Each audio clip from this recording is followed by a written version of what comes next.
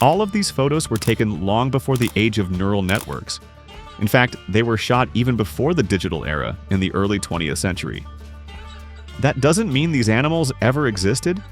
People have been fascinated by giant animal hybrids for over a century, and thanks to trick photography and manual collage work, we got what were known as exaggeration postcards, deliberately over-the-top novelty cards. But real dangerous hybrids do exist in the world. The most famous one is the liger, a cross between a male lion and a tigress. It grows larger than both parents, with some individuals reaching almost 1,100 pounds, and its bite force and jumping power are on par with a full-grown lion. In captivity, only very experienced trainers work with ligers, because even playful behavior can lead to serious injuries. Another real hybrid is the Growler bear, a mix between a polar bear and a grizzly. It has already been found in the wild. It can hunt in both tundra and forest, swims well, runs fast. Essentially, it's a versatile super predator capable of dominating any territory a human might enter. There's also the wolf dog, a cross between a wolf and a domestic dog. This hybrid combines the strength and instincts of a wild predator with a level of trust toward humans, which means poor training or mishandling can make it extremely unpredictable. And now let's move on to the pure breeds and see which dogs are considered the most dangerous in the world. Meet a dog that doesn't just guard sheep, it guards entire mountain ranges. The Caucasian Shepherd, also known as the Caucasian Ovcharka, is a living wall of muscle, fur, and raw instinct. Originating from the rugged slopes of the Caucasus Mountains, this breed wasn't made for city parks or cozy apartments. It was forged by centuries of survival fending off wolves, thieves, and even bears. Yes, actual bears. A full-grown male can weigh up to 200 pounds, stand as tall as the average fifth grader at the shoulder, and carry a bite force that can crush bone. When it plants its massive paws, it looks more like a lion than a pet. But this isn't just about size. The real danger is its mindset. These dogs were bred to make decisions without human input, and once they lock onto a threat, they don't hesitate. Caucasian Shepherds have been used by border patrols and prison guards because of how intensely territorial they are. They don't just bark to scare, they act, and they act fast. The breed doesn't respond well to strangers, loud noises, or sudden movements. For someone unfamiliar, walking up to one without invitation can feel like stepping into a medieval standoff. Yet to their families, they can be calm, loyal giants provided the owners have years of experience handling dominant dogs. This breed doesn't ask for direction. It needs a leader who understands how to handle a high-drive animal that weighs more than most NFL linebackers. What's striking is how quiet they are before reacting. No warning signs, no dramatic growls, just an eerie stillness, then a split-second decision. It's that unpredictability that keeps even experienced handlers on alert. Unlike most dogs, they weren't bred for companionship. They were bred to survive and defend at all costs. Some say the breed inspired the direwolves in Game of Thrones, and standing next to one, that comparison doesn't feel far-fetched. Their thick fur, intense stare, and massive size give them an almost mythical presence. But this is no fantasy. This is one of the most powerful land guardians on Earth, and it's not here to play fetch. In the Rocky Plateaus of Turkey, there's a dog that doesn't just defend, it dominates. The Kangal is the country's national treasure and one of the most powerful livestock guardians on the planet. It's not a myth this breed has the strongest measured bite force of any dog, around 743 pounds per square inch. That's more than a lion, more than a tiger, and definitely more than enough to crush bone in a single snap. Originally bred to protect flocks from wolves, jackals, and even bears, Kangals aren't pets in the traditional sense. They're workers. Their entire psychology is built around defense. They patrol, they calculate, and they react not out of fear, but out of duty. And when something or someone crosses into what they see as their territory, they don't bluff. What makes them even more intimidating is their calm. They're not loud or hyper. They're still, focused, controlled.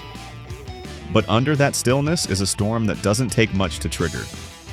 That's why even in modern settings, many Kangals remain on chains or behind reinforced fencing. They're not the kind of dog you walk through a crowded neighborhood. In rural areas, especially in eastern Turkey, Kangals are treated with almost sacred respect.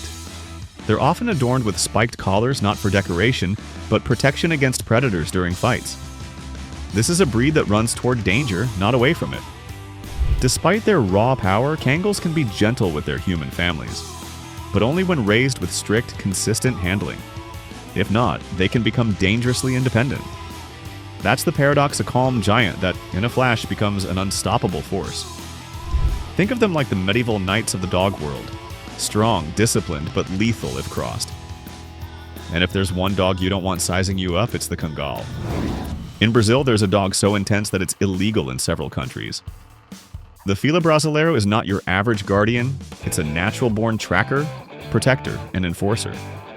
Bred from mastiffs, bloodhounds, and bulldogs, the Fila carries the size of a tank and the instincts of a heat-seeking missile. What sets this breed apart is a word in Portuguese, ojeriza. It describes a deep, natural distrust of strangers, and it's literally part of the Fila's genetic makeup. This dog doesn't warm up to outsiders. It doesn't get used to visitors. It chooses its people, and that's it.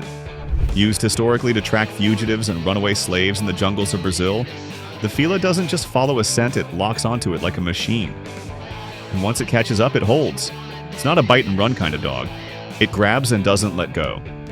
In modern times, this behavior has made the Fila nearly impossible to ensure, regulate, or control without serious training.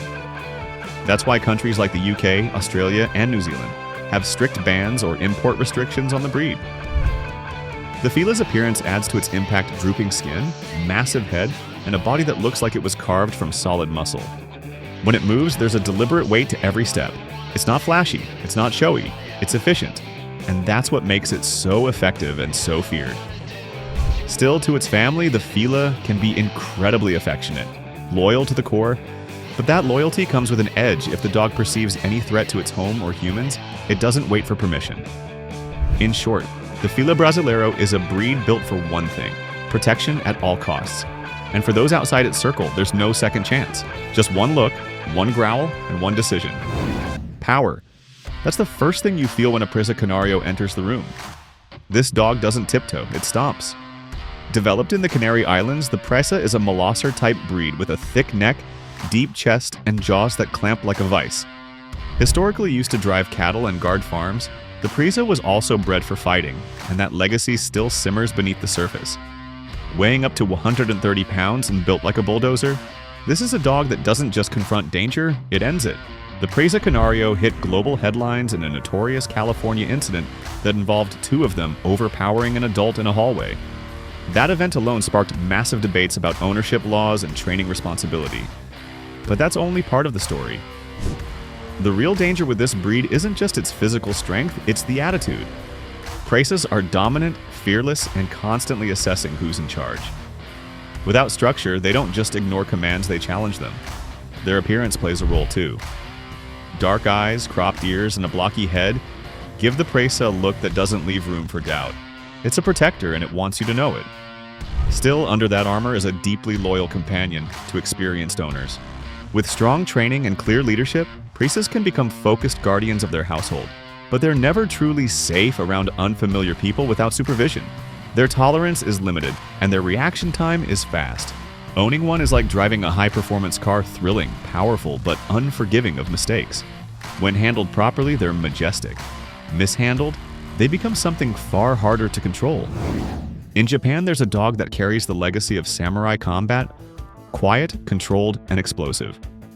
The Tosa Inu is Japan's answer to the gladiator breeds of the West. Originally bred for dog fighting under strict cultural rules, the Tosa isn't like other fighters. It doesn't snarl, it doesn't posture, it waits, then strikes. Weighing up to 200 pounds and towering over most other breeds, the Tosa combines the calm of an old monk with the strength of a heavyweight boxer. It was developed by crossing native Shikoku dogs with Mastiffs, Great Danes, and Bulldogs, all to create the perfect silent warrior. Fighting in Japan was governed by strict discipline. The dogs weren't allowed to show pain. Barking was frowned upon. The ideal Tosa fought in silence, and that eerie calm remains in the breed today. In public, Tosas can seem almost invisible. They don't jump or lunge unless triggered. But when that moment comes, they shift like a machine. No hesitation, no second thoughts. This has made the breed highly restricted. It's banned or heavily regulated in places like the UK, Denmark, and Norway. Even where it's legal, many insurers refuse coverage. What makes the Tosa so fascinating and intimidating is how unassuming it seems.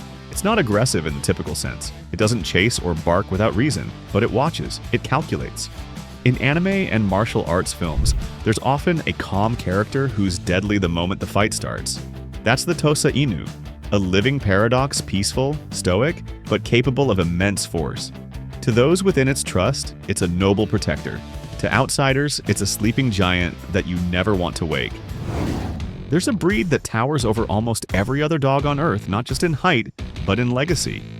The Irish Wolfhound is often called a gentle giant, but its origins are anything but gentle. These dogs were bred in ancient Ireland to pull warriors from horseback, hunt wolves to extinction, and even stand guard during battles. For centuries, they weren't pets. They were weapons. Modern Irish Wolfhounds can stand nearly 3 feet tall at the shoulder, and when they rear up on 2 legs, they easily surpass most grown adults. But even these giants are smaller than their ancestors. Historical records describe wolfhounds that were even more massive. Despite their size, Irish Wolfhounds aren't aggressive without cause. Their power lies in potential calm in everyday life, but with the kind of strength that commands instant respect. If a person tried to force their way past one, they'd quickly learn how fast 180 pounds of muscle can move. The breed's name is a clue to its job not guarding sheep, not fetching sticks, but taking down full-grown wolves. And they didn't do it in packs. One wolfhound was often enough. Their deep chest, long legs, and powerful jaws were engineered by centuries of survival. Irish clans prized them so highly that they were given as gifts to royalty across Europe. Today they live more peaceful lives, lounging like kings, walking with a quiet elegance. But the echoes of their history remain. Even in stillness, there's a presence about them. They don't bark unless there's a reason. And when they stand, people step back. They may not chase wolves anymore, but one look at an Irish Wolfhound and you understand. Some giants never really fade. The Rottweiler is a breed that walks a very thin line between fierce loyalty and sudden aggression. Originally bred by Roman legions to drive cattle and guard outposts, Rottweilers haven't changed much over the centuries. They're still compact tanks wrapped in muscle and intensity, and they never stop watching. They can reach up to 130 pounds, but it's not just the weight, it's the power-to-weight ratio. Every movement is efficient, no wasted energy. Rottweilers are known for locking onto threats and refusing to back down, even when they're outnumbered. Their wide jaw and incredibly strong neck give them one of the most intimidating bite profiles of any domestic dog. The danger, however, doesn't come from a lack of control, it comes from the confidence. Rottweilers don't bark just to be heard. They bark when they have made a decision, and once that decision is made, it's incredibly hard to stop them. Still, with the right person, a Rottweiler can be one of the most stable and obedient dogs alive. Law enforcement agencies, military units, and private security teams across the world still trust them as working dogs. But that trust has to be earned. A poorly trained or neglected Rottweiler isn't just difficult, it can become unpredictable. One of the most misunderstood things about this breed is its silence. Many people expect a warning growl, a bark, or a sign. Rottweilers don't always give one. They react fast and with precision. That's why experts always recommend early training and constant supervision when the dog is around unfamiliar environments. They're like a coiled spring calm, but loaded with force. And once unleashed, few breeds can match their speed or power. Deep in the windswept valleys of Central Asia, there's a guardian that has watched over herds and homes for thousands of years. The Alabai, or Central Asian Shepherd, is one of the oldest and most enduring breeds in the world. It was protecting livestock back when trade routes were still carved out by hoof and wagon. This isn't just a dog, it's a relic of survival. The Alabai can weigh over 180 pounds and stand shoulder to shoulder with most large mastiffs. Its thick coat, massive head, and raw endurance were all shaped by the brutal terrain of the mountains and deserts it once roamed. Alabais don't just defend, they challenge.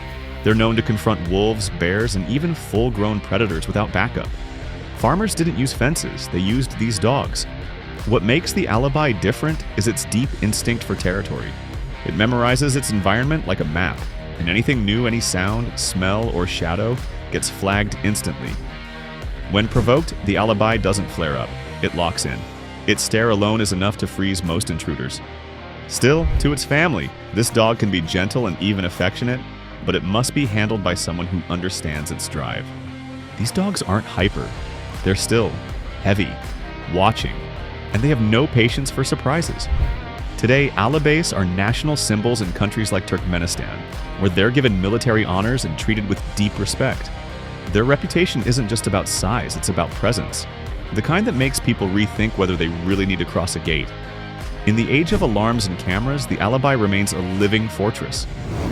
Sharp, fast, calculated. The Doberman Pinscher is one of the few breeds that looks like it was designed in a lab for high-speed protection. Created in the 19th century by a German tax collector who needed backup on dangerous routes, the Doberman has kept that edge ever since. What sets this breed apart is its combination of speed, power, and intelligence. A Doberman doesn't just chase, it intercepts. With a lean frame, high muscle density, and a brain that never switches off, it's like a four-legged missile with a built-in security system.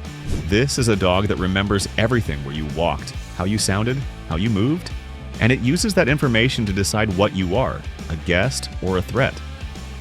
Dobermans have been staples in police and military work for decades, chosen for their loyalty and ability to follow commands under stress. But this same intensity can become a problem if the dog is understimulated or undertrained. A bored Doberman is a time bomb, always looking for something to do or someone to watch too closely. Their appearance only adds to the image. Narrow muzzle, cropped ears, and a body that moves like a professional athlete. They're elegant but loaded with energy. Fast enough to outrun almost any human. Strong enough to bring one down. To their families, Dobermans are loyal to the end.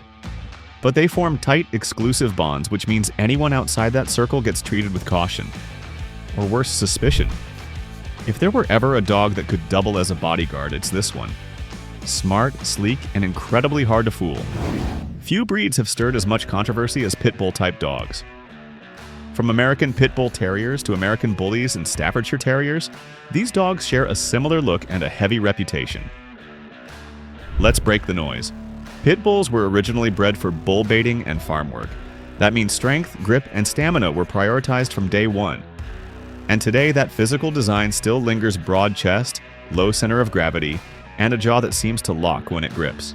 The numbers show that this group of dogs is involved in a high percentage of serious dog-related incidents in many parts of the world. But here's the nuance. The vast majority of these cases involve poorly trained, abused, or backyard-bred dogs with zero structure. When raised correctly, many pit bulls are loving, goofy, and deeply loyal. They thrive on human contact and love physical play. But even then, their energy and strength demand careful handling. Their unpredictability around other animals, however, is one of the breed's biggest challenges. They may be social with humans, but reactive with dogs. That's why experts rarely recommend them for first-time owners. In some U.S. cities and across several countries, laws have been passed restricting ownership, requiring permits, or banning them outright. And the debate rages on: are they victims of bad PR or too risky in the wrong hands? The truth sits somewhere in the middle. They're not monsters, but they're not for everyone. One mistake in handling and the consequences can be serious. Owning a pit bull type dog means stepping up with discipline, structure, and constant awareness. Anything less and the breed's strength becomes a liability instead of a gift. Step back into ancient Rome and you'll find a dog walking beside the legions, armored, muscular, and fearless. That dog's descendant still walks among us today. The Cane Corso. This breed was built for war, protection, and control. They were the enforcers of the Roman Empire, and they haven't lost that edge. With bodies shaped like granite sculptures and a bite that can challenge even the most powerful breeds, Cane Corsos are serious dogs for serious handlers. Weighing up to 120 pounds and standing tall with a deep, commanding bark, this breed doesn't beg for attention, it demands respect. Everything about a Cane Corso screams confidence, and that's exactly why they're both admired and feared. These dogs are territorial. Not just over space, but over people. If someone enters their perimeter without being cleared, they don't just bark, they move, fast and with purpose. Still, they're not wild. When trained early, Cane Corsos can be incredibly obedient. Their intelligence allows them to learn commands quickly, sometimes too quickly. They'll test boundaries, test people, test leadership. Their short coat gives them a sleek look, but don't be fooled under that shine as a relentless, powerful engine. One that doesn't need to show off to prove anything. They just wait and watch. In experienced hands, the Cane Corso is a remarkable guardian and companion. In the wrong hands, it becomes unpredictable and reactive. It's not the kind of dog you figure out as you go. It's a relic of Rome with the attitude of a modern security system, and once it steps forward, it doesn't look back. In the vast farmland estates of South Africa, one breed has stood guard like a living gate for generations, the Boer Boel. Pronounced Boer Bull, this dog was bred not to look intimidating, but to be intimidating. And it doesn't disappoint. With a weight often exceeding 150 pounds and the muscle tone of a prize fighter, this dog doesn't chase threats. It stops them cold. The Boer Boel's roots go back to colonial days, where farmers needed a single dog that could protect the family, control livestock, and take on predators, sometimes even big cats. Unlike other guardian breeds that work in packs, the Boer Boel was expected to handle problems on its own. That independence still defines the breed today. One of the most striking things about this dog is how it moves. It's not clumsy, not bulky, it's fluid. Athletic, almost like a panther with paws the size of a grown man's fist. Boer Boels have a broad chest, wide skull, and eyes that never stop scanning. When they sense something unfamiliar, they don't bark in panic. They assess, they position, then they act. What makes the Boer Boel particularly intense is its loyalty. Not casual loyalty, exclusive loyalty. These dogs are known to be calm and even gentle with their own families, especially with proper training and early socialization. But for outsiders, especially uninvited ones, there are no second chances. Boer Boels don't bluff. They block, bark, and if needed, strike.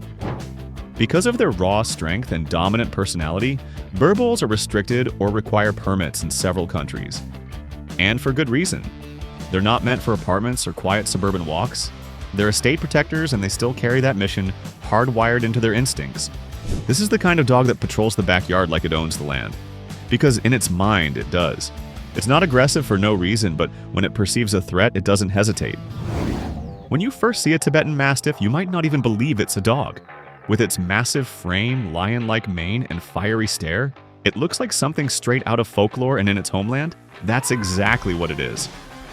This breed guarded Himalayan villages, Buddhist monasteries, and nomadic camps high above sea level, where survival meant strength, cold resistance, and a no-fear attitude. This dog is colossal. Some males top 160 pounds, and with their thick fur and towering build, they can appear even larger. For centuries, Tibetan Mastiffs were chained during the day and released at night to patrol, alone.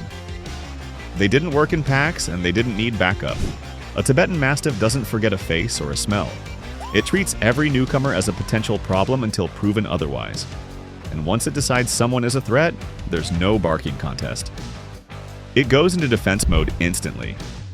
Despite their intimidating presence, Tibetan Mastiffs have reached a surprising level of fame and price. At the peak of China's luxury dog craze, a red-coated male was reportedly sold for over $1.5 million. That price wasn't just about status, it reflected the breed's rarity, mystique, and raw power. These dogs were once considered symbols of prestige and protection, believed to bring good fortune to their owners. Even now, they're revered in parts of Tibet for their spiritual symbolism and ancient bloodline. But when brought into modern environments, things get complicated. Tibetan Mastiffs are not obedient by nature. They're independent thinkers, more like mountain guardians than household pets. Training one isn't about teaching commands. It's about negotiating with something that thinks it is in charge. At first glance, Fenrir looks like something out of a fantasy film. With long legs, a sleek, muscular body, and piercing green eyes, he doesn't walk. He stalks across the room like a miniature panther on a mission. But make no mistake, Fenrir is no wild animal. He's a house cat. Well, technically. Fenrir holds the official Guinness World Record as the tallest living domestic cat, and it's easy to see why. Standing 1883 inches tall at the shoulder, he towers over even large breeds like Maine Coons. He's a second-generation Savannah cat, a mix between a domestic feline and a serval, a wild African cat known for long legs and a proud posture. Fenrir took all of that and dialed it up to 11. To put his size into perspective, when Fenrir stands on his hind legs, he's about as tall as a 3-year-old child. Most cats can curl up on your lap. Fenrir, on the other hand, is the furniture. Photos of him lounging on kitchen counters or stretching his limbs like a jungle cat have gone viral more than once, sparking debates online about whether he's even real. But he's very real, and he's not just a pretty face. Despite his size, Fenrir isn't aggressive or aloof. He's affectionate, social, and some say, a bit of a show-off. When guests come over, he doesn't hide under the couch like most cats. He greets them like royalty welcoming visitors to his castle. And here's a wild fact. Fenrir's record-breaking height is measured to his shoulder. Not even counting the long neck or the lifted head. If that were included, he'd eclipse even more dogs in height charts. It's like if the elegance of a house cat and the stature of a jungle predator had a perfectly legal child. And then that child became a star. Fenrir may not chase lasers or hide in shoeboxes, but he's chased a world record and caught it with claws out. When you think of the biggest ape, you might picture a giant in a movie, something like King Kong stomping through a city. But the truth is, there was once a real-life gorilla whose size stunned crowds in a way that no special effects could ever match. His name was Phil, and he earned his place in history as the heaviest gorilla ever recorded. Phil weighed in at a staggering 860 pounds, a size that still stands unbeaten today. Just to give you an idea of how massive that is, Phil weighed more than many motorcycles. Phil wasn't just big, he was captivating. Born in Africa and brought to the St. Louis Zoo in the early 1940s, he quickly became a legend. Visitors would come from all over to see him, drawn not only by his size, but also by his surprisingly gentle nature. Despite his imposing presence, he had a calm and intelligent demeanor, almost as if he knew he was the star of the show. His strength was undeniable. With one swing of his arm, Phil could snap a tree branch, yet he never used that power recklessly. Instead, he charmed everyone who came to see him, often showing off with playful gestures. Zookeepers would describe him as both powerful and composed, proof that even the most mighty creatures can have a gentle side. Phil passed away in 1958, but his legacy lives on. His body was preserved and displayed for years, a reminder of just how extraordinary he was. Even now, decades later, no other gorilla has quite matched his size. Phil's story is a testament to the awe-inspiring creatures that share our world. He wasn't a character in a movie, he was real, and his size was a force of nature. When it comes to the biggest ape in the world, there's no question, it was Phil. He looks like something out of a fantasy novel, a creature too large, too powerful, and too majestic to be real. But Hercules the liger is no myth. He's living proof that nature sometimes breaks its own rules. Born from a male lion and a tigress, Hercules is a liger, and he holds the official Guinness World Record as the largest living cat in the world. Weighing in at an unbelievable 922 pounds and measuring over 11 feet long, he's larger than both of his parent species and bigger than any wild big cat roaming the earth. Hercules lives at the Myrtle Beach Safari Wildlife Preserve in South Carolina, where he has become a global sensation. When he walks, the ground seems to respond. His paws are nearly the size of dinner plates, and his roar, deep, thunderous, can be heard from hundreds of feet away. But despite his size, Hercules is surprisingly social and calm around his keepers, moving with a kind of quiet grace. What makes ligers like Hercules unique isn't just their size, it's that they grow far beyond the limits of either parent. This is due to a genetic quirk. The growth-inhibiting genes that regulate size don't get passed down properly when a lion and tiger mix. The result? A feline that just keeps growing. But Hercules isn't just lounging around. He swims, he runs, and he eats. Oh yes, he eats a lot. His daily diet can include over 20 pounds of meat, and even that sometimes isn't enough. Yet, there's something oddly regal about him, like he knows he's one of a kind. Ligers can't be found in the wild, they only exist in captivity. But Hercules has become something more than just a curiosity. He's a living giant, a bridge between two apex predators and the kind of animal that makes people stop, stare, and whisper, "Is that even real?" Yes, he is. And his name is Hercules. At first glance, Patrick looked more like a furry boulder than an animal. With his massive frame, short legs, and round face, he became a legend not just in Australia, but all over the world. Patrick wasn't just a wombat. He was the heaviest wombat ever recorded, tipping the scales at 88 pounds. That's roughly the weight of a large Labrador retriever. Except Patrick didn't bark, he waddled. He lived at Ballarat Wildlife Park in Victoria, where he became the park's most famous resident. And he earned his fame not just because of his size, but because of how long he lived. 31 years, far beyond the typical lifespan of a wombat. For 3 decades, Patrick was the quiet king of the park. He didn't need to roar or pounce, he just needed to be. Tourists would line up for a chance to take a photo with him, and yes, his fan base was international. Patrick didn't walk far or fast, but when he moved, he looked like a small, determined tank made of fur. He had his own customized wheelbarrow for rides around the park, and if that doesn't qualify as VIP treatment, nothing does. Despite his weight, Patrick was gentle and calm. Zookeepers often described him as one of the most peaceful animals they'd ever worked with. He didn't mind the attention. In fact, he seemed to enjoy the camera. And the camera loved him right back. He became an online sensation, starred in postcards, calendars, and even had his own birthday parties. Not bad for a creature most people had never even heard of before. And while there are other wombats in the wild, none have come close to Patrick's size or his status.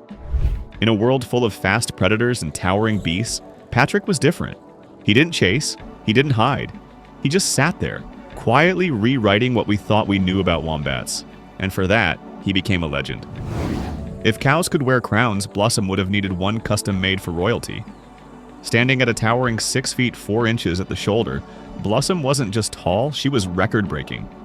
Officially recognized by Guinness as the tallest cow in history, she stood eye to eye with grown adults and towered over most farm gates. People didn't just visit her, they looked up to her. Blossom was a Holstein, a breed already known for size, but she took it to a whole new level. Born and raised on a farm in Illinois, she quickly outgrew every other cow around her. By the time she was 4, she was already too large for standard stalls. Her owner, Patty Meets Hansen, adapted the barn just to accommodate Blossom's height. Wherever she walked, she left a trail of awestruck faces. Unlike the bulls that often hold livestock records, Blossom was calm and kind. She wasn't bred for shows or milk production. She was simply a gentle giant with a lot of presence, and even more personality. She loved grooming time, posing for photos, and interacting with visitors. For those who met her, it felt like meeting something out of a storybook, a real-life gentle giant. In 2014, Guinness World Records came to officially measure her. The numbers confirmed what everyone on the farm already knew. Blossom wasn't just big, she was in a league of her own. Her record was announced to the world, and overnight, this Illinois farm cow became an international icon. She passed away shortly after receiving the title, but her legacy didn't shrink with time. Blossom remains a symbol of how nature can sometimes surprise us in the most delightful ways. She didn't charge into history with brute strength. She simply stood tall, literally, and no cow before or since has reached the same height. When people think of rabbits, they imagine small, fluffy animals that fit easily into a child's arms. George shattered that image completely. This continental giant rabbit from the UK wasn't just big for a bunny. He was the size of a medium-sized dog. Stretching out to over 4 feet 3 inches, George holds the Guinness World Record as the longest rabbit ever recorded. At home, George ruled the household like a king. He needed a reinforced hutch, extra-large food bowls, and plenty of space to stretch his enormous body. Feeding time was serious business. George could go through carrots, hay, and greens like a machine. But he didn't just eat. He posed. Whether flopped across the living room floor or stretched out on a bed, he looked like a creature from a cartoon brought to life. Photos of George lying beside people went viral across the internet. The scale was unreal. His ears alone were longer than most small rabbits. And when he stood up on his hind legs, it was like watching a kangaroo in rabbit form. Yet, despite his size, George was as gentle as they come. Continental giants are known for their docile temperament, and George was no exception. He enjoyed attention, petting, and being carried, though you'd need some arm strength for that. His owners described him as calm, sweet, and surprisingly easygoing for a pet that outgrew the couch. George didn't just break records, he redefined what people thought a rabbit could be. And while others have come close, none have quite matched his combination of length, charm, and viral fame. He wasn't just a big bunny, he was a rabbit who made history with every hop. In the peaceful world of koi ponds, where elegance and calm rule the water, Kotetsu was a swimming titan. Measuring over 4 feet long and weighing around 91 pounds, this Japanese koi fish became one of the heaviest koi ever recorded, a true underwater giant. Unlike wild fish that rely on speed or teeth, koi like Kotetsu captivate people with beauty and size. His scales shimmered with bold patterns, often compared to living art. But what really made Kotetsu stand out wasn't just his color, it was the sheer mass gliding through the water like a slow-moving torpedo. He lived in a private pond and was carefully raised by expert breeders in Japan, where koi are treated with almost sacred respect. Special diets, temperature control, and decades of selective breeding helped him reach his incredible size. Every movement he made caused ripples, and when he rose to the surface, it was like a submarine surfacing, smooth, powerful, and impossible to ignore. In koi competitions, size matters, and Kotetsu left judges speechless. He didn't just win, he overwhelmed. Most koi weigh just a few pounds, even large ones rarely cross 30. But Kotetsu was in a category of his own, almost triple that. He's not just a fish with a record, he's a reminder of how patience, care, and generations of breeding can produce something truly breathtaking. And in a pond filled with graceful swimmers, Kotetsu didn't just swim, he ruled. Goliath wasn't just a nickname, it was a warning.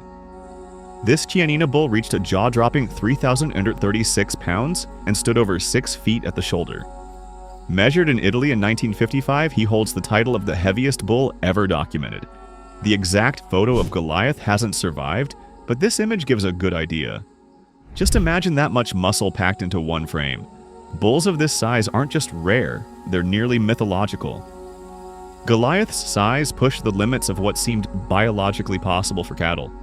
Even today, no living bull has managed to dethrone him. Standing next to Big Jake felt like standing beside a small giraffe. At 6 feet 10.75 inches at the withers, he towered over every other horse on the planet, and not by a little. Big Jake wasn't just tall.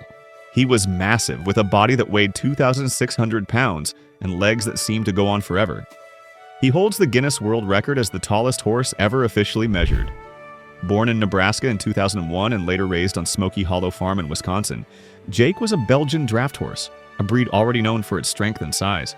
But even among Belgians, he was something extraordinary. From an early age, his handlers knew he was going to be different. He kept growing and growing, till he could peer over stall doors like he was checking on the staff. Despite his intimidating size, Big Jake was a gentle soul. He loved attention, welcomed visitors, and had the calm, kind nature of a true giant. During events and fairs, crowds would gather just to catch a glimpse of him. Kids would point. Adults would ask if he was real. He often was accompanied by a miniature horse companion, just to make the contrast even more unbelievable. Taking care of Jake required adjustments. His stable had to be custom built, with extra height and extra reinforcement. His harnesses and gear? All special order. Even transporting him meant using larger trailers and careful planning. But to his owners, he was family. And to the world, he was something truly unforgettable. When Jake walked into a paddock, other horses looked up, literally. He didn't need to be the fastest or strongest. Just being Big Jake was enough to make him a legend. His presence was commanding, but his temperament was all heart. And while he passed away in 2021, his record still stands tall, just like he did. If you saw her stretched out from end to end, you'd probably take a step back, or several. Medusa isn't just long, she's a living landmark in the world of reptiles. At a verified 25 feet 2 inches, she holds the Guinness World Record as the longest snake ever kept in captivity. That's longer than a giraffe is tall, longer than a London bus. Medusa isn't just a snake, she's a coiled marvel of biology. She's a reticulated python, a species already known for reaching extreme length. But Medusa left the rest of her kind in the dust. She was officially measured in 2011 at the Edge of Hell haunted house in Kansas City, where she lives to this day. No tricks, no exaggeration. Just a real-life snake so long it takes 15 people to fully stretch her out. When she moves, it's like watching a thick rope made of muscle glide across the ground. Her scales shimmer with golden and dark patterns, almost hypnotic, like something out of ancient mythology, which honestly suits her name perfectly. Unlike most snakes, Medusa is no recluse. She's used to the spotlight and has been featured in photos, videos, and live appearances. But don't let the fame fool you. Handling her requires strength, patience, and deep respect. She weighs over 350 pounds, and while she doesn't strike unless provoked, there's no question she's a powerhouse. Her diet consists mostly of rabbits and deer, served prepped by trained staff who know exactly how to work with a predator this size. The most fascinating thing? Reticulated pythons are not venomous. They rely entirely on their ability to squeeze and overpower. And Medusa, with all that size, can exert enough pressure to flatten almost anything in her grasp. But don't picture a monster. Medusa isn't aggressive, she's just enormous. Calm, slow-moving, and deeply used to people, she's more like a slow-moving tank wrapped in ancient armor. And she's living proof that some records aren't broken with speed or strength, but with patience, quiet power, and the ability to keep growing past what anyone thought was possible. When news broke that a crocodile over 20 feet long had been captured in the Philippines, people around the world couldn't believe it. But it was true. The crocodile was real, alive, and unlike anything anyone had ever seen. His name? Lo Long. He would go on to earn the title of the largest saltwater crocodile ever measured in captivity, officially verified at 20 feet 3 inches long and weighing 2,370 pounds. Lo Long wasn't just a record holder, he was a legend. Caught in the province of Bunawan in 2011 after being suspected of attacking livestock, he was measured by scientists on site, including renowned herpetologist Dr. Adam Britton. The numbers stunned everyone.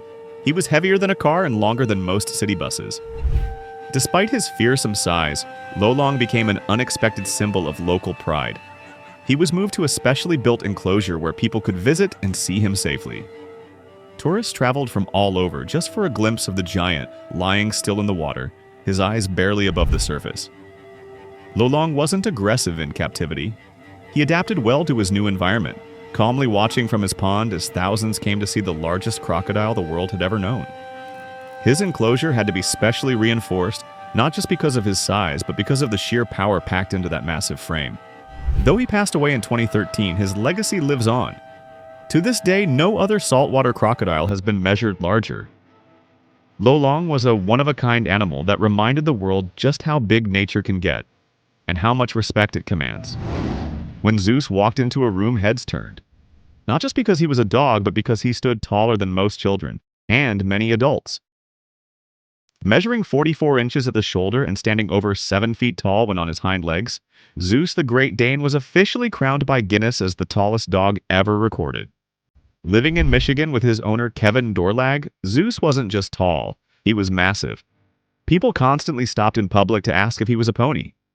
In fact, walking him sometimes required more planning than walking two regular-sized dogs. He drank from the kitchen faucet, looked people straight in the eye when they sat on the couch, and needed an SUV just to go to the vet. Despite his size, Zeus was calm, friendly, and even a bit goofy. He loved meeting new people and had the personality of a gentle giant. Kids could lean against him like a furry wall. His owners often joked that he didn't realize how big he was. To him, he was just a dog like any other, only the rest of the world saw a legend. Feeding Zeus was no small task. He could eat up to 30 pounds of food in a week, and his water bowl? It was basically a bucket. Yet none of that mattered to the people who loved him. What made Zeus so special wasn't just his size, it was his presence. He brought joy wherever he went and left a lasting impression with every step. Zeus passed away in 2014, but his record still stands. No dog before or since has matched his towering height. He wasn't just the biggest dog in the world, he was proof that size and sweetness can go hand in hand. Out on the open ocean where thousands of whales travel unnoticed beneath the waves, one stands out like a ghost made of light. His name is Migaloo, and he's one of the few known albino humpback whales on Earth. But Migaloo isn't just rare, he's enormous. Estimated at over 50 feet long and weighing around 40 tons, he's a moving mountain wrapped in snow-white skin. Spotted first off the coast of Australia in the early 1990s, Migaloo instantly captured the attention of marine scientists and the public. His white coloring, caused by a genetic condition that strips pigment from his skin, made him easy to spot against the deep blue water. Whenever Migaloo is sighted, boats follow at a respectful distance, cameras click non-stop, and the internet lights up with new footage of the elusive giant. Humpback whales are powerful singers, and Migaloo is no exception. He's been recorded producing low, haunting sounds that travel for miles through the ocean. Some scientists believe he's passed his rare genes down to younger albino whales also spotted near Australia, possibly his offspring, carrying on his ghostly legacy. Migaloo isn't tracked with a GPS tag, but researchers know him by his unique markings, tail shape, and, of course, that unmistakable color. He's become a symbol of ocean conservation in Australia, with laws put in place to protect him from boats and too much attention. Seeing him is considered a once-in-a-lifetime moment. His size alone would be impressive even without the white coloring, but combined, it makes him one of the most visually stunning creatures on the planet. Migaloo isn't just a whale, he's a living legend of the sea. Most people think of turtles as small, slow creatures that fit in the palm of your hand. But the leatherback sea turtle smashes that image completely. The largest of them all was found washed ashore in Wales and measured an unbelievable 9 feet 6.5 inches long, weighing in at 2,120 pounds, the size of a small car. Unlike hard-shelled turtles, the leatherback has a flexible, leathery carapace that allows it to dive deep into cold ocean waters and survive intense pressures. These turtles aren't just massive, they're built for endurance. Some swim across entire oceans, diving down over 3,000 feet in search of jellyfish. The leatherback that holds the record wasn't given a name, but its size has been verified by marine biologists and stands as the largest turtle ever documented. Even today, adult leatherbacks can regularly exceed 6 feet in length and weigh close to a ton, making them the largest living turtles. Despite their strength and ocean-traveling abilities, leatherbacks are calm by nature. They spend most of their lives alone, gliding through the water with slow, powerful strokes. From above, their dark, streamlined shape almost looks like a shadow drifting just beneath the surface. What makes them even more fascinating is their biology. Leatherbacks can regulate their body temperature in cold waters, something most reptiles can't do. That's why they're found not only in tropical zones, but also near the icy waters of Canada and Norway. In the forgotten ruins of Pripyat's hospital, number 126, just a few blocks from the old amusement park, lies one of the most disturbing legends to crawl out of the Chernobyl exclusion zone. Locals, stalkers, and a few brave urban explorers whisper about something more terrifying than radiation. They say the hospital is home to a creature born from decades of decay, filth, and mutation, a massive, writhing mass of rats fused together by their tails, the Rat King. But this isn't the fairy tale version you might have heard. Witnesses claim it's alive, moving as one, hissing, twitching, and even tracking intruders. A clump of squealing bodies the size of a mattress, covered in sores, blind, milky eyes, and something far worse, intelligence. They say it doesn't scurry like normal rats. It watches, it waits, it remembers. The theory? Some believe radiation didn't just mutate wildlife, it somehow allowed consciousness to spread through the hive.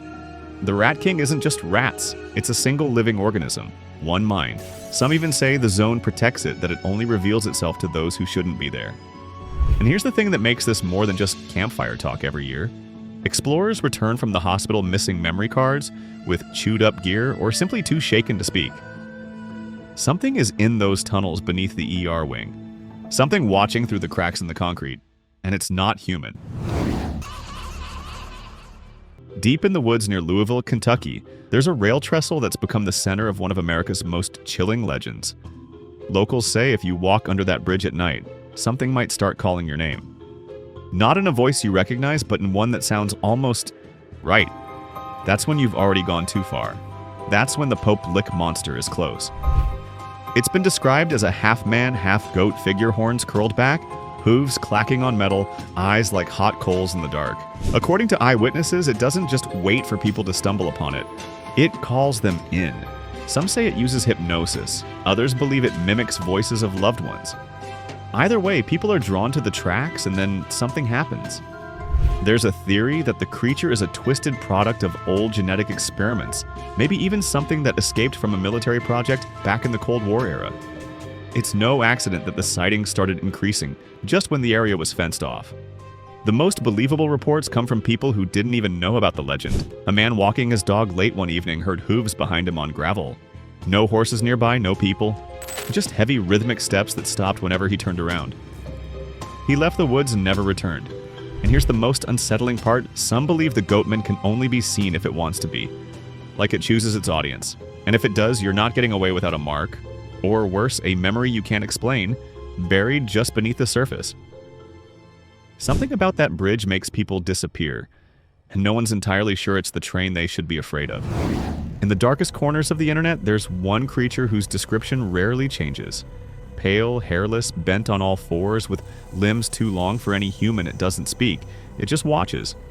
And sometimes it moves, like it's learning how to use its body for the first time. They call it the Rake. From rural Pennsylvania to deep Oregon forests, people have reported the same eerie presence. Hunters stumble upon clawed-up deer remains with no clear cause. Campers wake up to find deep scratches on their tents. And then there are the silent witnesses, the ones who say they locked eyes with something crouched in the dark, its face blank, its eyes darker than the night around it. And perhaps the most unsettling part is how many versions of this creature have surfaced. Some images show it crawling through the woods at night. Others, like this one captured by a homeowner who heard scratching in the hallway, reveal a twisted, almost gremlin-like form lurking in the shadows. Whether real or a trick of the light, it's hard to look at this without feeling a chill. Those who've encountered it often report strange symptoms: sleep paralysis, missing time, a heavy feeling like something is still near them days later. Some even think it doesn't hunt, it erases. Quietly, cleanly, like it was never there, and neither were you. Not long after the eruption of Mount St. Helens, strange things started happening in the forests nearby. Locals began whispering about a creature seen gliding silently between trees, too large to be a bird, too quiet to be a plane. It had glowing eyes, leathery wings, thick blue fur, and a muscular body like a man. They called it the Bat Squatch. What began as a single sighting soon grew into a web of encounters that stretched across Washington state. One hiker described it standing over 7 feet tall, crouched near a clearing, staring at him with a flat, unreadable face. When he stepped back, the creature opened its wings and leapt into the air without a sound.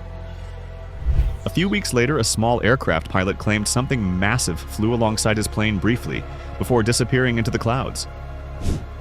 These stories come from very different people, many with no interest in folklore, and yet they describe the same beast. Some theories suggest the eruption might have disturbed something ancient, something that had stayed hidden underground until the blast. Others link it to secret government projects, perhaps even failed genetic hybrids meant for military use. Either way, there are still reports, though rarely publicized.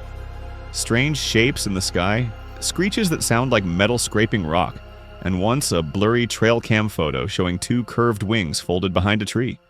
Most who see it wish they hadn't. The woods around the volcano still hold secrets. Some of them can fly.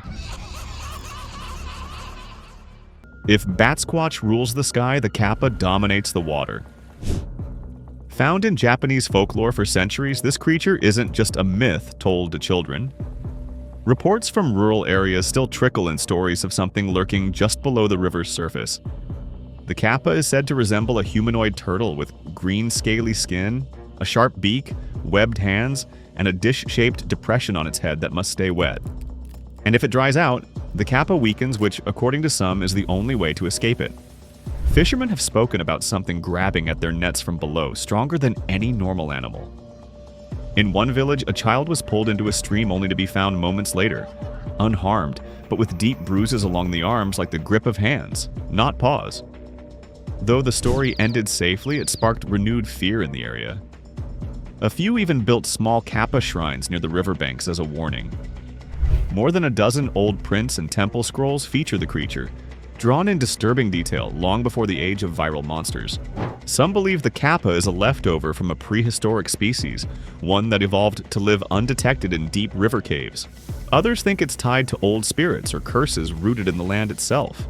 What makes the Kappa so eerie isn't just its appearance, it's how calmly it's accepted in local culture. Not as a joke, but as something you avoid without question, something real. In the dense, steamy rainforests of Java, where daylight fades quickly and the trees press in from all sides, there have been sightings of something massive flying just above the canopy. The locals call it the Ahul, a bat-like creature with a wingspan stretching nearly 30 feet, far larger than any known bat species. It's not the wings that frighten people the most, though. It's the face. Witnesses describe it as eerily human, almost like a primate, but with eyes that reflect red even in the dim light of dusk. The first Western accounts came from explorers in the 1920s, but even now, sightings haven't stopped. Hikers have reported hearing flapping sounds like sails unfurling above their heads, followed by a heavy thud as if something enormous landed just out of sight. Once, a field researcher claimed he saw it drinking from a stream, folding its wings like arms and looking directly at him before taking off vertically into the air. There were no tracks, just broken branches and silence. Some cryptozoologists suggest it could be an undiscovered megabat or a giant descendant of pterosaurs. Others think the Ahul might not be biological at all, maybe something interdimensional that slips through under specific conditions deep in the jungle. What's unsettling is that people keep seeing it, and yet there's never a clear photo, only quick sketches and frantic retellings. The forest swallows evidence quickly, and the Ahul seems to know exactly when to vanish. From Java's canopies to the scorched red sands of Namibia, the next creature couldn't be more different, or honestly, more bizarre. For decades, travelers crossing the Namib Desert have reported seeing a snake, but not slithering across the dunes. Flying with no wings. Witnesses say the creature rises out of the ground like smoke and moves through the air in long, undulating waves, its body shimmering like metal in the sunlight. It's been spotted by truck drivers, herders, and even park rangers. The Namibian flying snake is said to be over 20 feet long, covered in smooth, scale-like plates. Some claim it emits a low hum as it moves like static or distant thunder. One local legend tells of a man who tried to follow it, only to come back disoriented, unable to speak, with strange burn-like marks on his skin. That case was never officially investigated, but it made the rounds in regional newspapers and radio broadcasts. Some researchers link the creature to ancient tribal carvings found on rocks in the region's serpents with wings and circles around their heads, possibly halos or force fields. Whether it's a real biological anomaly or something else entirely, people keep seeing the same thing. And in a place as remote and silent as the Namib, that's enough to unsettle even the most skeptical minds. In the quiet woodlands of New Jersey, near the banks of the Musconetcong River, a different kind of creature has been reported. It doesn't fly, it doesn't roar, it stands. Tall, still, watching. Witnesses call it the Mantis Man, a giant insectoid figure around 7 feet tall, with long, segmented limbs, an upright posture, and bulging black eyes that seem to follow movement without blinking. Most sightings have come from fishermen, all describing the same thing: a man-sized praying mantis standing partially submerged in shallow water, unmoving. Then, without a sound, it vanishes. No splash, no ripple, just gone. One man swore he saw it lean its head sideways, studying him before slipping backward into the river like a shadow. He left his fishing gear behind and hasn't returned since. Unlike many cryptids, the Mantis Man has no roots in old legends. It seems to have appeared suddenly in the last couple of decades, almost like something new. Some think it's a mutated insect, a product of environmental toxins or experiments gone wrong. Others suggest it's not a creature at all, but a being from somewhere else, only visible under certain conditions, low light, fog, or in the corner of your vision. A few online posts even connect it to dreams. People who've never seen it in real life still describe the same figure showing up while they sleep, standing at the edge of a river, not moving, not speaking. And somehow, that silence is the most disturbing part. In the vast, empty stretches of the Gobi Desert, there's a legend so strange that even local herders lower their voices when speaking of it. They call it the Olgoi Korkoi, the Mongolian death worm. Described as bright red, fat like a sausage, and stretching up to 5 feet long, this creature is said to live beneath the sand, surfacing only when disturbed. And when it does, people say it can spit acid strong enough to corrode metal and kill instantly. The first accounts reached the West through paleontologists in the 1920s, but locals had been telling the same story for generations. It doesn't slither like a snake, it pulses like a living muscle. When threatened, it raises part of its body and releases a thick spray. Some claim it also emits electrical charges like a living taser. While that sounds impossible, several witnesses from isolated villages insist they saw livestock collapse without explanation after crossing what they thought were worm trails. In recent years, adventurers and documentarians have tried to catch the creature on camera. One expedition captured heat readings below the sand, moving in unnatural patterns, but nothing ever surfaced. Another group found a wide, twisted trail in the desert that ended abruptly at a cracked patch of glassy sand, as if something hot had melted the ground. There's no real proof, but the locals continue to warn travelers to stay away from certain parts of the desert, especially during dry, stormy weather. That's when the death worm is said to rise. Thick pine forests cover southern New Jersey, and buried deep within them is a creature said to have haunted the region for over 250 years. They call it the Jersey Devil, a winged beast with hooves, a long tail, leathery wings, and the face of something not quite human. It's been blamed for livestock deaths, eerie screams in the woods, and strange tracks in the snow that lead nowhere. The legend says it was born in the 1700s, the 13th child of a cursed family who grew horns, wings, and flew up the chimney minutes after birth. But even today, people report hearing its screams, a high-pitched wail that echoes through the trees at night. In the early 1900s, a wave of sightings caused full-blown panic, with newspapers covering tracks found on rooftops and police officers describing something flying above the tree line. Even in modern times, the sightings haven't stopped. A man driving through the Pine Barrens late at night described a winged figure swooping low over his car, slamming onto the hood, and leaving claw marks before vanishing into the woods. Others have found mutilated deer with no signs of predator bites, only deep puncture wounds. The area remains largely undeveloped, and those who live nearby tend to stay indoors after dark. There are theories, of course. Some believe the Jersey Devil is a mutated bat, others say it's an ancient creature mistaken for folklore. A few even connect it to underground military labs hidden in the forest decades ago. But the most unsettling thought? Maybe the creature doesn't live in the woods. Maybe it is the woods and you're already inside its territory the moment you step off the road. On a quiet residential street in Fresno, California, a security camera picked up something bizarre late one night. Two pale, long-legged figures walking silently across a lawn. No arms, no torso, just smooth, thin legs and a slight head at the top. The footage spread fast and the name stuck: the Fresno Nightcrawlers. What made the clip so eerie wasn't just how strange the creatures looked, but how naturally they moved. Their gait was slow and steady, with a strange fluidity, as if their joints bent in ways humans couldn't replicate. They didn't run. They didn't react. They just walked and disappeared into the darkness. Not long after, a second video surfaced, this time from Poland, showing similar figures walking through a wooded trail. Some believe the Nightcrawlers are alien in origin, scouting Earth without making contact. Others point to Native American totems in California that appear to show similar leg-only figures, hinting that this isn't a new phenomenon. Theories range from ultra-terrestrial visitors to bioengineered surveillance drones, too advanced to detect. Skeptics argue it's all clever puppetry or digital effects, but none of the videos have ever been definitively debunked. And that's what makes them so compelling, because if these things are fake, no one's figured out how they were done. They leave no footprints, they make no noise.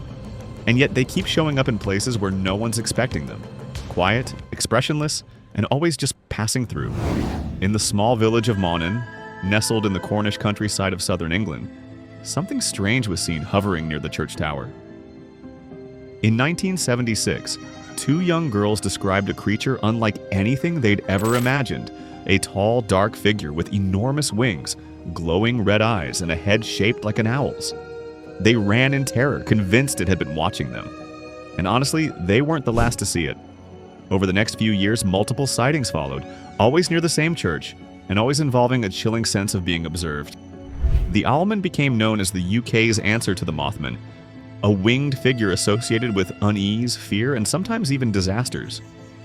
What makes the reports hard to ignore is the consistency. Witnesses all describe the same unnatural silence before the creature appears and the same sick feeling that follows. In one case, a woman claimed her camera wouldn't function near the church and felt dizzy the moment she stepped into the graveyard, only for the device to start working again miles away. Some think it's a species of giant owl never officially classified. Others believe it's something more paranormal, a guardian or a harbinger. Either way, the sightings tapered off after the 1980s, but locals say the atmosphere around the church still feels wrong. Even in daylight, the woods around Monin seem unusually quiet, as if nature itself is waiting for something to return. Back in April of 1977 in the town of Dover, Massachusetts, 3 separate teenagers reported seeing something strange near a quiet stretch of road. What they described was no known animal, a pale creature, small and thin, with long fingers and an oversized, melon-shaped head. Its eyes were glowing orange, and it didn't seem to walk as much as it glided over the stones and brush. Each of the teens described the same thing, even though they had no contact with each other at the time. What's unusual about the Dover demon case is how little it changed over time. The creature was only seen over the course of 2 nights, and then never again. Yet it left behind a trail of fascination and fear. Some researchers believe it was a misidentified animal, but others point to how unlike anything in nature it seemed to be. The creature had no fur, no clothes, no known face. It just watched and moved away into the dark. There's a theory that the demon was an interdimensional being, something that slipped into our world briefly and left just as quickly. Another idea is that it was the result of some kind of experiment, possibly connected to military labs in the area during the Cold War. A sketch drawn by one of the witnesses remains one of the clearest images associated with any cryptid case, and it still looks alien to this day. The scariest thing? If it was just passing through, where did it go? In the farmland and forest near Elkhorn, Wisconsin, a creature has been terrifying locals for decades. It walks on 2 legs, stands over 6 feet tall, and has the head of a wolf with piercing yellow eyes. Locals call it the Beast of Bray Road, a werewolf-like monster that seems to appear when the roads are empty and the fog rolls in. It's not just a single story. Farmers, truckers, teenagers, people from all walks of life have reported it. One woman said it leapt onto her car as she slowed down near a ditch. Another man saw it tearing into roadkill and standing up straight when he stopped his truck. They all describe the same thing: muscular body, thick fur, hands with claws, and a snarling face that looks too smart to be fully animal. Strangely, it never attacks. It stares, watches, then disappears into the cornfields or tree line, as if it was never there at all. Some believe the beast is a flesh and blood creature, a remnant of something prehistoric or unknown to science. Others lean into the supernatural, that it's a shapeshifter, cursed spirit, or guardian of a territory long forgotten by people but still guarded by something older. Either way, sightings continue to this day. Locals advise visitors not to stop on the side of the road at night, especially near the woods. Not because of coyotes, because sometimes when the headlights catch just the right angle, you see something looking back, something standing on two legs. Along the banks of the Little Miami River in Loveland, Ohio, strange stories have circulated since the 1950s. People describe a creature about 4 feet tall, shaped like a man but with leathery skin, a wide frog-like mouth, and eyes that glow in the dark. Most sightings happen near the water, often late at night, and always just long enough for the creature to vanish before anyone can get a good look. The most well-known account came from a police officer in 1972. He was driving at night when he spotted what he thought was an injured animal on the roadside. When he stepped out to investigate, the creature stood up on 2 legs, looked at him, then leapt over a guardrail and disappeared into the river below. He later gave a formal report, and he wasn't the only one. Another officer confirmed seeing something similar just 2 weeks later. Some locals believe it's a species of amphibian that somehow evolved differently, hiding in the muddy riverbanks. Others suggest it's a leftover from some secret experiment, or even a creature that only appears at certain times when the air is humid and the river mist is thick enough to blur the lines between what's real and what isn't. There's even a grainy black and white photo taken in the 90s that shows a tall, thin figure by the water. Whether it's real or not, no one's been able to explain it. So, after everything you've heard, what do you think? Are these just stories? Or is something hiding out there in the woods, rivers, and skies, just waiting to be seen? Maybe they're real, and maybe you'll be the one who finds out. That's about it. What is the scariest creature you've ever encountered? Write in the comments. For more useful information, watch other videos.